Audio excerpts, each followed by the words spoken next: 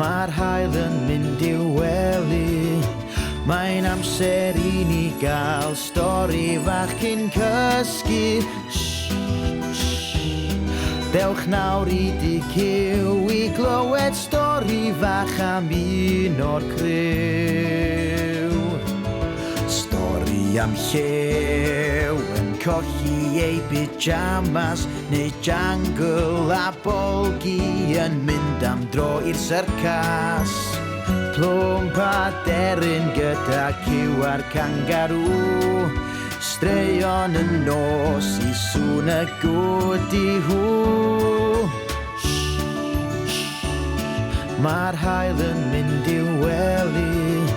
Mae'n amser I ni gael stori fach cyn cysgu.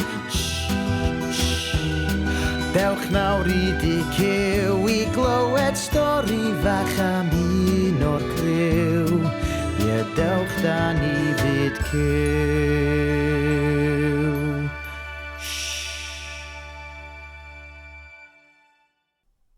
Helo bawb! Dach chi'n barod am stori fach hapus? Wel, dewch, gnewch eich hun yn gyffyrddus. Hen dywydd, rhyfedd oedd I bod yn myd cyw y bora hwnnw. 1 funud oedd yr haul yn tywynu, a'r eiliad nesa oedd hi'n tresio bwrw glaw. Fel na fuodd hi am oria, haul a glaw bob yn ail. Ond, wyddwch chi, be sy'n ymddangos pan fo'r tywydd yn newid o fod yn braf I fod yn lawog fel na? Un o'r ryfeddoda mwyaf prydferth byd natur. Ia, enfys. Dyna lle roedd y criw yn sychu ar yr enfys hardd drwy'r ffenast ac yn enwi I hiwia.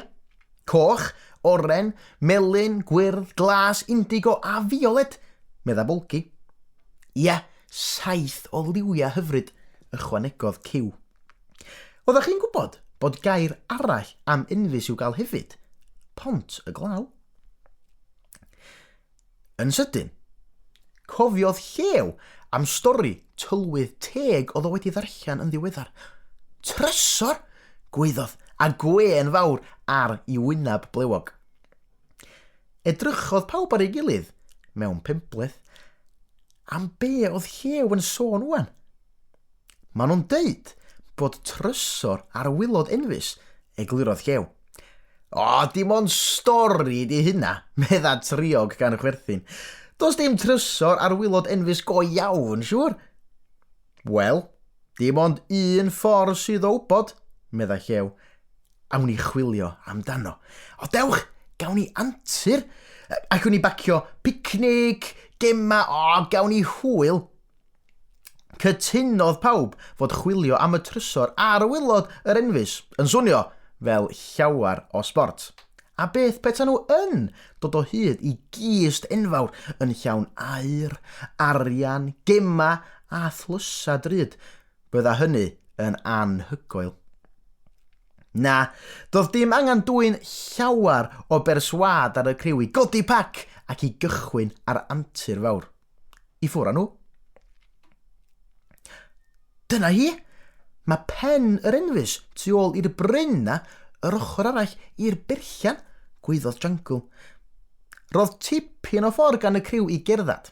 Felly, dyma nhw'n treulio'r amser yn canu, sgwrsio a chwarae gema fel dwi'n gweld efo'n llygad bach I.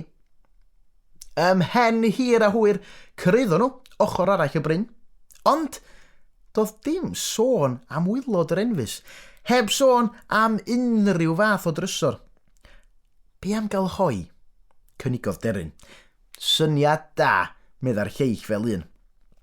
Dyma gyfla gwych I osod y flancad bicnic ar y llawr, bita amball frechdan a ffrwyth, cael llymaid o ddŵr a chwarae gêm neu ddwy. Lwcus bod Plwmp wedi pacio bat a ffeil, fel y gallai'r criw cyfan chwarae rownd deri a chael llwyth o hwyl.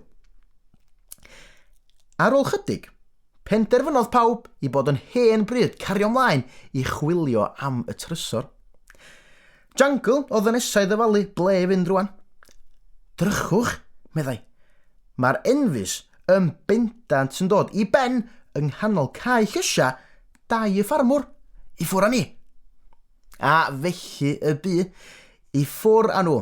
Ambell un yn sgipio, rhai yn neidio, eraill yn carlamu mewn cyffro, a phawb yn clebran, chwerthin a mwynhau.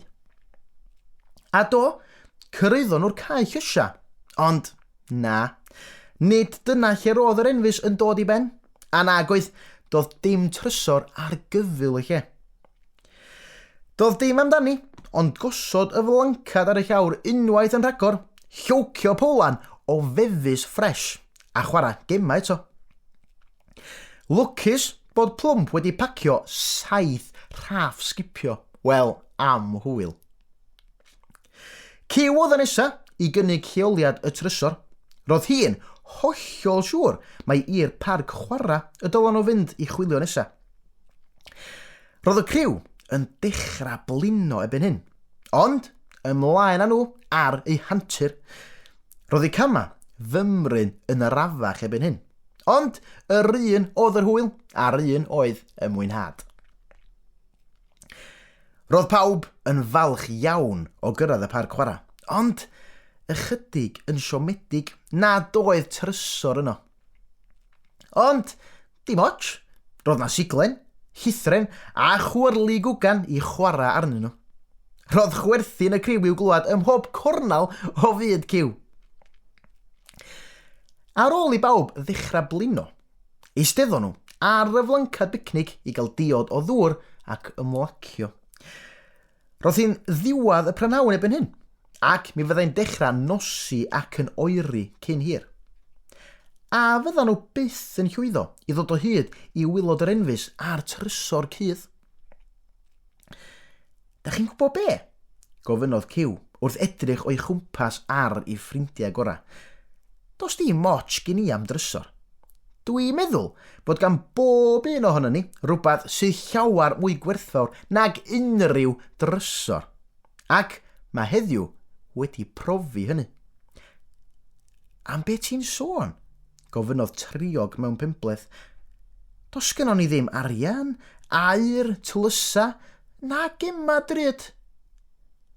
Nid am y math yna o drysor dwi'n sôn, atebodd Cyw. Dwi'n sôn am y trysor gora un. Ffrindiau? Ella nad ydyn ni wedi dod o hyd i gist air heddiw, ond da ni gyd wedi cael amser gwych yng nghwmni yn gilydd, ac mae hynny yn fwy gwerthfawr nag unrhyw beth yn y byd. Nid yn aml mae anifeiliaid byd Cyw yn dawel, ond am unwaith roedden nhw i gyd yn ddistaw, yn gwenu, ac yn meddwl pa mor lwcus oedden nhw i gael ffrindiau mor dda. Pan mae'n hwyr ac yn dechrau nosi, does na'm byd gwell na chael stori fach cyn cysgu. Nos da bawb.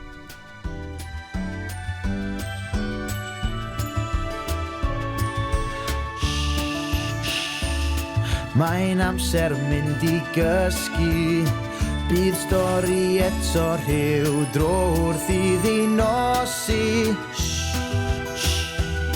Nos da o fyd Cyw, bydd stori eto rhyw dro gan y criw. Ie, nos da o fyd Cyw.